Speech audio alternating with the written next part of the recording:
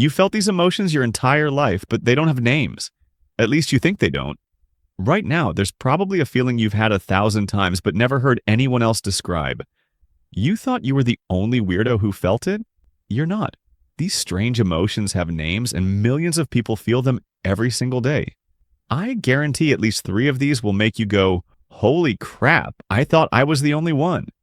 Comment which emotion you think only you experience.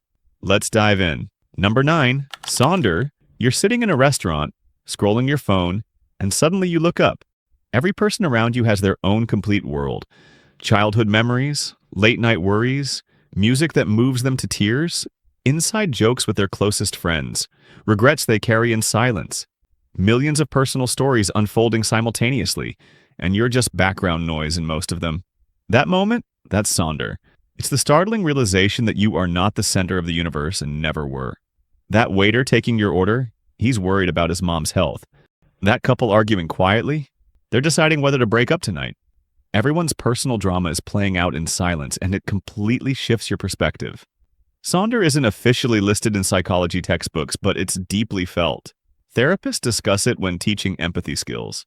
Neuroscientists study it in research about ego dissolution and how our brains process social awareness. And once you've experienced it, it's impossible to unsee it. You start viewing people, not as background characters, but as complex worlds you'll never fully understand. Number 8, Liberosis. It's 3 a.m. and you're lying in bed, replaying that awkward thing you said 3 years ago. Again, your brain won't shut up about it, and you're thinking, God, I wish I could just not care about this. That exhausting desire to care less about everything, that's Liberosis. You see people who seem emotionally bulletproof, who shrug off criticism like it's nothing, and you think, I want that superpower. You're jealous of people who can mess up and just move on. Without the mental replay, without the shame spiral, without caring what anyone thinks. Here's the cruel irony. The people who seem like they don't care, they usually care the most. Now, they've just gotten really good at hiding it, or they've learned to channel that caring differently. Your brain that cares too much isn't broken.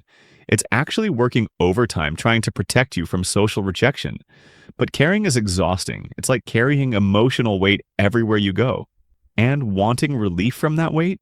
That's not giving up. That's being human. Number 7, Chrysalism.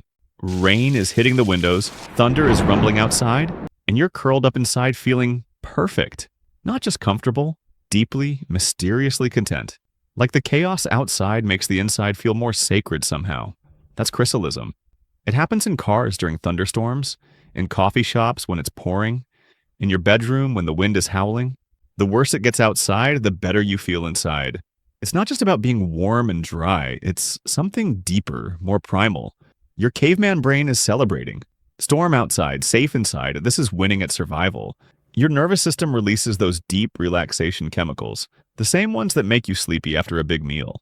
It's why horror movies hit different during thunderstorms, and why candlelight feels magical when it's dark outside. We don't talk about this feeling because it seems too simple to be real. But it's one of the purest human experiences. Finding peace in the middle of chaos, safety in the eye of the storm. Number 6, Anemoia. You're scrolling through old photos of the 1970s and suddenly you miss it. You miss bell-bottoms and vinyl records in a time when phones stayed on walls. You were born in 1998, but somehow you're homesick for 1975. That's Anemoia. Nostalgia for a time you never lived. Maybe you romanticize the 1950s because of the diners and the cars. Maybe you think the 1960s had it figured out because of the music and the freedom. You feel like you were born in the wrong decade, like you missed the party everyone else got to attend. Here's what's really happening. You're seeing the highlight reel of history. Those Instagram-worthy moments from decades past, without the polio, without the segregation, without the lack of internet when you're bored. Every generation thinks the previous one was cooler, but they're usually looking at it through rose-colored glasses. Your brain is just doing what it does best, imagining that things were better somewhere else. It's not ungrateful, it's human. Number 5, Ellipsism. You're watching a movie and it ends and you immediately think, but what happens next? You want to know if the couple stays together, if the hero keeps being heroic, if the villain learns their lesson. That ache of unfinished stories, that's ellipsism. It hits you with childhood friends you lost touch with. Did Sarah ever become a veterinarian? Is Marcus still funny? Are they happy? You'll probably never know, and that realization sits heavy in your chest. You're sad about all the endings you'll never see, all the updates you'll never get. You think about how you'll never know what the world looks like in 200 years. Never know if we figure out climate change, if we make it to Mars, if we finally get flying cars. The story of humanity will keep going, but you won't be there to see how it ends. Your brain craves complete narratives, beginning, middle, end, but real life is mostly middle. Endless, unresolved middle. And that incompleteness? It's not a bug, it's a feature. The mystery is what keeps us caring. Number 4. Onism. Ever wish you could experience life from different perspectives? Like wanting to know what it's like to be the opposite gender for a day, or being curious about experiencing life as someone from a different culture or era? That's Onism, the frustration of being stuck in one body. You feel limited by your single point of view and wonder, what if I was someone else? This is the human condition. We're trapped in our own consciousness but crave other experiences. It's why we love movies, books, and video games. They let us temporarily escape our own perspective. We don't share this feeling because it sounds like you're not grateful for your own life. But it's actually a sign of empathy and curiosity. You want to understand other people's experiences. Number 3, Vellichor. This one's super specific, but if you felt it, you know. That bittersweet emotion you get in old bookstores or libraries?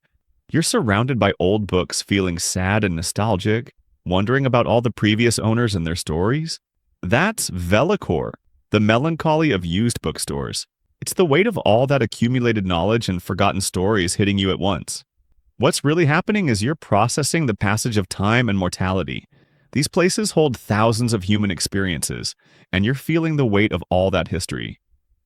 We don't discuss this because it seems too specific or nerdy to relate to, but if you've felt it, you know exactly what I'm talking about. Number 2, Mal de Coucou. This one's brutal. You know that empty, sad feeling after achieving a major goal? Like finally getting your dream job but feeling hollow afterward? Or graduating and realizing you missed school? That's mal de coucou, the heartbreak of getting what you want. You achieve something you work toward for years and then think, is this it?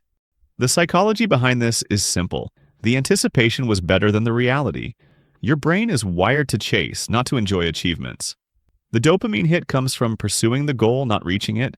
We don't admit to this because people think you're ungrateful or showing off. But it's completely normal. Your brain is just doing what it evolved to do. Number 1, Monachopsis. Last one, and it's a big one. That subtle but persistent sense that you don't quite fit anywhere? Like feeling like an outsider even among close friends, or never feeling 100% comfortable in any social situation? That's Monachopsis, the feeling of being out of place. You wonder if everyone else got a manual for life that you missed. Here's the truth. Almost everyone feels this way sometimes. Social media makes everyone else's life look perfectly curated, but behind the scenes, they're all feeling just as out of place as you are. We don't share this because we're afraid of seeming antisocial or weird, but it's actually one of the most human feelings there is. These emotions prove you're not weird. You're human. Every person watching this has felt at least half of these, but we all suffer in silence thinking we're alone. The next time you feel something strange and unnamed, remember that millions of others have felt it too. You're not broken, you're just experiencing the full spectrum of human consciousness. Your feelings are valid, even the weird ones. Which emotion hit you the hardest? Comment below and let's normalize talking about these strange, wonderful feelings that make us human. And subscribe for more content about the weird, wonderful experience of being alive. Your feelings are valid, even the weird ones.